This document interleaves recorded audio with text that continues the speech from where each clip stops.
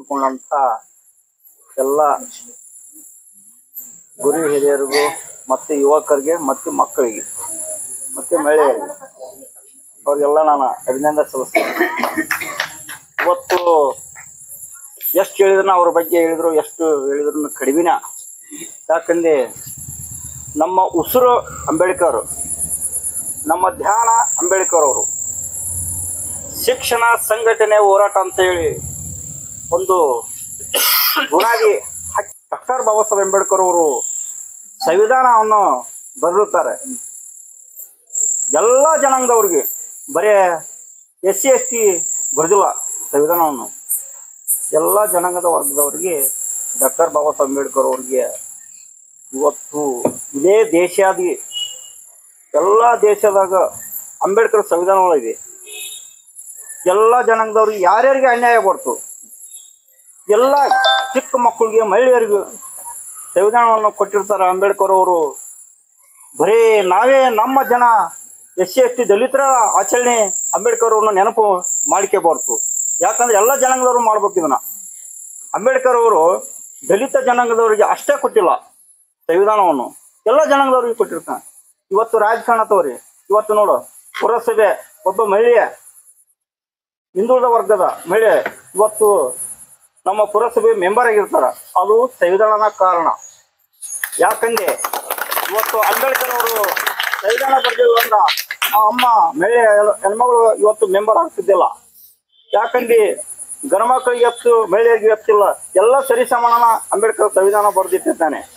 ಇವತ್ತು ಪುರಸಭೆ ಅಧ್ಯಕ್ಷ ಆಗ್ಬೇಕಾದ್ರೆ ಒಬ್ಬ ಮಹಿಳೆ, ಅದು ಸಂವಿಧಾನ ಕಾರಣ. ಯಾಕಂದ್ರೆ ಸಂವಿಧಾನ ಎಲ್ಲರಿಗೆ ಬೇಕು, ಎಲ್ಲ ಸೌಲಭ್ಯ ಬೇಕು. ಅಂಬೇಡ್ಕರ್ ಅವರಿಗೆ ಏನ್ರ ಆದಾಗ ಯಾರು ದನಿ ಎತ್ತಂಗಿಲ್ಲ. ಬರೀ ಅಂಬೇಡ್ಕರ್ ಜನಾಂಗ ಅಂದ್ರೆ ದಲಿತ ಜನಾಂಗ ದನಿ ಎತ್ತಬೇಕಾಗತ್ತ. ಯಾಕಂದ್ರೆ ಎಲ್ಲರೂ ಅಂಬೇಡ್ಕರ್ ಸಂವಿಧಾನ ಅಡಿಯಲ್ಲಿ ನಡೀತಿದ್ರಿ. ಅಂಬೇಡ್ಕರ್ ಬಗ್ಗೆ ಏನ್ರ ಅಪಮಾನ ಆದಾಗ, ಯಾರ ಹೇಳಿಕೆ ಕೊಟ್ಟಾಗ ಎಲ್ಲ ಜನಾಂಗದವರು ಕೂಡಿಕೊಂಡು ಹಿಂಗಾಗೈತಿ ಅಂತಂದು ಹೇಳಿ ಹೋರಾಟ ಯಾಕೆ ಮಾಡಾಗಲ್ಲ? ಯಾಕಂದ್ರೆ ಅಂಬೇಡ್ಕರ್ ಅವರು ತೀರ್ಕೊಂಡು ನಮಗ ಬಹಳ ದುಃಖ ಆಗೈತಿ. ಅಂಬೇಡ್ಕರ್ ಅವ್ರು ಏನಾದ್ರ ಬರೀ ದಲಿತರಿಗೆ ಅಷ್ಟೇ ಮೀಸಲಾತಿ ಬರ್ತಿದ್ರಂದ್ರ ನಾವ್ ಎಲ್ಲಿರ್ತಿದ್ವಿ ಏನ? ನಮ್ಮನ್ನ ಯಾರು ತಡೆಯಕ್ಕಾಗಿದ್ದಿಲ್ಲ. ಅಂಬೇಡ್ಕರ್ ನಮಗ ಅಷ್ಟ ಒಂದು ದೇಶ ಕೊಡ್ತೀವಿ. ಅದನ್ನ ಸಿದ್ಧಪಡಿಸಿದಂತ ಸಂವಿಧಾನ ಶಿಲ್ಪಿಗೆ ನಾವು ಗೌರವ ಕೊಡೋದ್ರ ಜೊತೆಗೆ ಇವತ್ತಿನ ದಿವಸ ಈ ಜ್ಯೋತಿ ಬೆಳಗಿಸಿ ಅವರ ಆತ್ಮಕ್ಕೆ ಶಾಂತಿ ನೀಡಬೇಕಂತ ಎಲ್ಲ ಗ್ರಾಮದ ಮಹಿಳೆಯರ ಪರವಾಗಿ, ಪುರುಷರ ಪರವಾಗಿ ಮತ್ತು ಮೂತ್ತು ಮಕ್ಕಳ ಪರವಾಗಿ ಹಾಗೂ ಎಲ್ಲ ಶಾಲಾ ಕಾಲೇಜಿನ ವಿದ್ಯಾರ್ಥಿಗಳ ಪರವಾಗಿ ಇವತ್ತಿನ ದಿವಸ ಇಲ್ಲಿ ಈ ಶುಭ ಸಂಜೆಯಲ್ಲಿ ಏರ್ಪಡಿಸಿದಂಥ ಕಾರ್ಯಕ್ರಮಕ್ಕೆ ಒಂದು ಮುನ್ನುಡಿ ಅಂತ ಹೇಳ್ಬೋದು. ಅದೇ ರೀತಿ ಇಲ್ಲಿ ಸಭೆಯಲ್ಲಿ ಆಸೀನರಾದಂಥ ಎಲ್ಲ ಗೌರವಾನ್ವಿತ ನಾಗರಿಕರು ಮತ್ತು ಗುರುಗಳು ಹಾಗೂ ಸುದ್ದಿ ಮಾಧ್ಯಮದವರು ಮತ್ತು ಇಲ್ಲಿ ಸೇರಿರ್ತಂಥ ಮುದ್ದು ಮಕ್ಕಳು ಹಾಗೂ ತಾಯಂದಿರು, ಅಕ್ಕ ತಂಗಿಯರು ಎಲ್ಲರಿಗೆ ಈ ಶುಭ ಸಂಜೆಯಲ್ಲಿ ವಂದಿಸಿ ಈ ಸಂವಿಧಾನ ಡಾಕ್ಟರ್ BR ಅಂಬೇಡ್ಕರ್ ಅವರ ಮಹಾಪರಿನಿರ್ವಾಣ ಕಾರ್ಯಕ್ರಮ ಅಂದ್ರೆ ಕೆಲವೊಂದು ಮಕ್ಕಳಿಗೆ, ಕೆಲವೊಬ್ಬರಿಗೆ ಗೊತ್ತಿರಕ್ಕಿಲ್ಲ. ಮಹಾಪರಿನಿರ್ವಾಣ ಕಾರ್ಯಕ್ರಮ ಅಂದ್ರೆ ಸತ್ಯ ದಿವಸ. ನಾವೆಲ್ಲ ನಮ್ಮ ಆಡು ಭಾಷೆದೊಳಗೆ ಏನಂತೀವಿ ಅಂದ್ರೆ ತಿಥಿ ಮಾಡೋದು ಅಂತೀವಲ್ಲ, ದಿವಸ ಮಾಡೋದು, ಹಿರಿಯರ ದಿವಸ ಮಾಡೋದು, ತಿಥಿ ಮಾಡೋದು ಅನ್ನೋದಕ್ಕ ಒಂದು ಸಮಾಜದ ಗಣ್ಯ ವ್ಯಕ್ತಿ ಮಹಾಪರಿನಿರ್ವಾಣ ಕಾರ್ಯಕ್ರಮ ಅಂತಂದು ನಾವು ಬಾಬಾ ಸಾಹೇಬ್ ಅಂಬೇಡ್ಕರ್ ಅವ್ರದ್ದು ನಾವು ಇವತ್ತಿನಿಂದ ಅಂದ್ರೆ ಅವರು ಸತ್ತಂತ ದಿನ ಏನಂದ್ರ 1956ನೇ ಇಸ್ವಿ ಡಿಸೆಂಬರ್ 6 ಅವತ್ತು ಅವರು ನಿಧನರಾಗ್ತಾರ. ನಿಧನರಾದ ದಿನ ಅಂದ್ರೆ ನಮ್ಗೆ ಬಹಳ ದುಃಖಕರ ದಿನ. ನಮ್ಮ ಮನೆಗೆ ಯಾರು ಸತ್ರ ನಾವು ಸಂತೋಷದಿಂದ ಇರಕ್ ಆಗಲ್ಲ, ಬಹಳ ದುಃಖದಿಂದ ಇರ್ತೀವಿ. ಇದು ನಮ್ಮ ಇಡೀ ನಮ್ಮ ದೇಶಕ್ಕೆ ಒಬ್ಬ ಮಹಾ ವ್ಯಕ್ತಿನ ಕಳ್ಕೊಂಡಂತ ದಿನ. ಆ ದಿನ ನಾವು ಇವತ್ತು ಖುಷಿಯಿಂದ ಆಚರಣೆ ಮಾಡೋದು ಆಗಂಗಿಲ್ಲ, ಸಾಧ್ಯನೇ ಇಲ್ಲ. ದುಃಖಕರ ದಿನ ನಾವು ಆಚರಣೆ ಮಾಡಬೇಕಾಗತ್ತ. ಅವ್ರು ಕೊಟ್ಟಂತ ಕೊಡುಗೆಗಳು ಮತ್ತು ಅವ್ರು ಕೊಟ್ಟಂತ ಸಂದೇಶಗಳು, ಅವ್ರು ಏನಂತ ಹೇಳಿ ಹೋಗ್ಯಾರ ನಮ್ಗ, ಎದ್ರ ಸಲುವಾಗಿ ನಮ್ಮನ್ನ ಈ ಮಟ್ಟಕ್ಕೆ ಇಲ್ಲಿ ತಂದು ಕುಂದಿಸ್ಯಾರ ಅನ್ನೋದು ನಾವು ಅರ್ಥ ಮಾಡ್ಕೋಬೇಕಾಗತ್ತ. ಬಾಬಾ ಸಾಹೇಬ್ ಅಂಬೇಡ್ಕರ್ ಅವರು ಹೇಳಿರೋದು ಒಂದ ಮಾತು, ಶಿಕ್ಷಣ ಸಂಘಟನೆ ಹೋರಾಟ ಮಾಡ್ರಿ. ಫಸ್ಟ್ ನಾವು ಶಿಕ್ಷಣವಂತರಾಗೋಣ, ನಾವು ಆಮೇಲೆ ಮುಂದೆ ಬೆಳೆದು ದೊಡ್ಡ ಆರ್ಥಿಕ ಪರಿಸ್ಥಿತಿಯಲ್ಲಿ ನಾವು ಸಬಲರಾಗೋಣ ಅಂತ ಹೇಳಿ ನಮಗೊಂದು ಸ್ಥಾನಮಾನ ಕೊಟ್ಟಾರ. ಅಂತ ಕೊಟ್ಟಂತ ವ್ಯಕ್ತಿಗಳು ಇವತ್ತು ಸತ್ತಂತ ದಿನ ನಾವು ಬಹಳ ದುಃಖಕರವಾಗಿರ್ಬೇಕಾದ ದಿನ. ಆದ್ರೆ ಸಂತೋಷದಿಂದ ಇರಕ್ಕಾಗಲ್ಲ. ಅಂತ ಮಹಾನ್ ವ್ಯಕ್ತಿಗಳನ್ನು ಕಳ್ಕೊಂಡಿವಿ. ಈ ದೇಶದ ಒಂದು ಅಮೂಲ್ಯವಾದ ರತ್ನ ಕಳ್ಕೊಂಡೈತೆ ಅಂತ ನಾವು ಬಹಳ ದುಃಖ ಪಡಬೇಕಾದ ವಿಷಯ.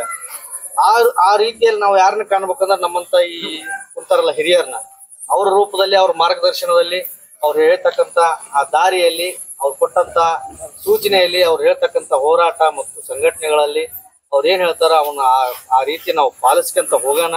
ಅವ್ರ ಮಾರ್ಗದರ್ಶನದಲ್ಲಿ ನಾವು ನಡೆಯೋಣ. ಈಗ ಅವ್ರನ್ನಂತರೂ ನಾವು ನೋಡಕ್ ಆಗಿಲ್ಲ, ಯಾರು ನೋಡಿಲ್ಲ. ಅಂಬೇಡ್ಕರ್ ಅವ್ರನ್ನ ನಾವು ಯಾರು ನೋಡಿಲ್ಲ.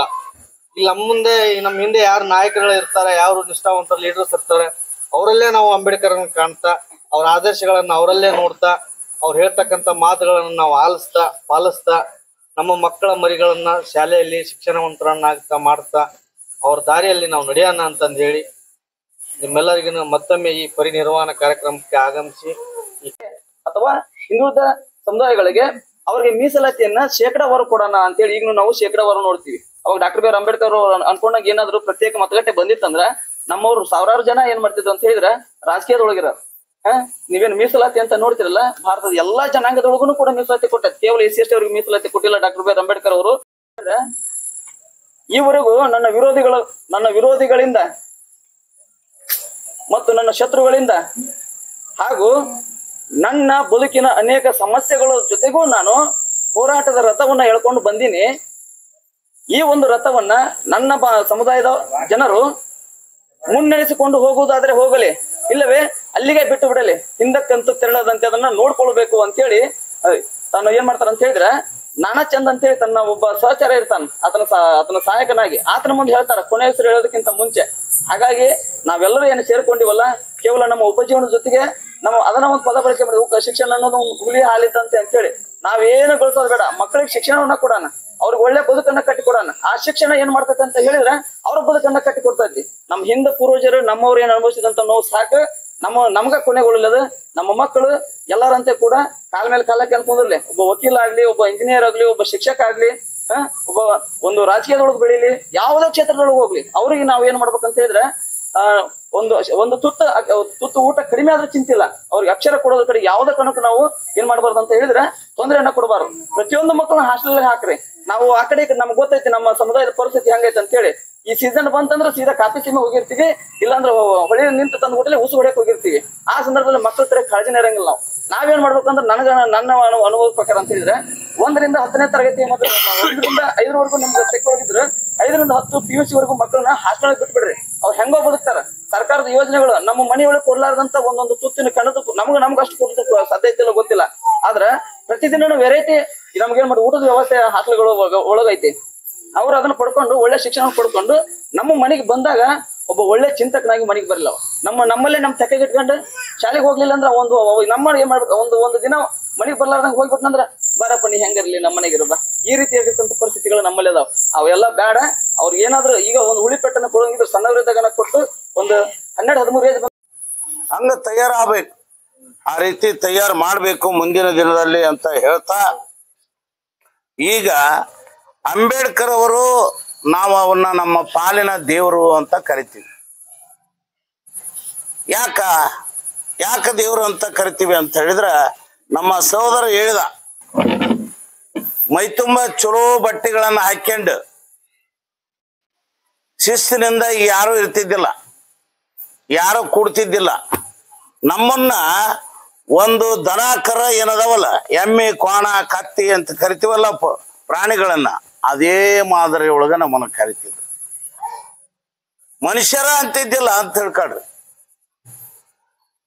ಅಷ್ಟು ಕೀಳಿರಿಮೆಯಿಂದ ನಮ್ಮನ್ನ ನೋಡುವಂತೆ ವ್ಯವಸ್ಥೆ ಮಾಡಿದಂಥವ್ರು ಯಾರಪ್ಪ ಅಂದ್ರ ಆರ್ಯರು ಅಂತೇಳಿ ಕರೀತಾರ. ಈಗ ಅವರಿಗೆ ನಾವು ಬ್ರಾಹ್ಮಣರು ಅಂತ ಕರಿತೀವಿ.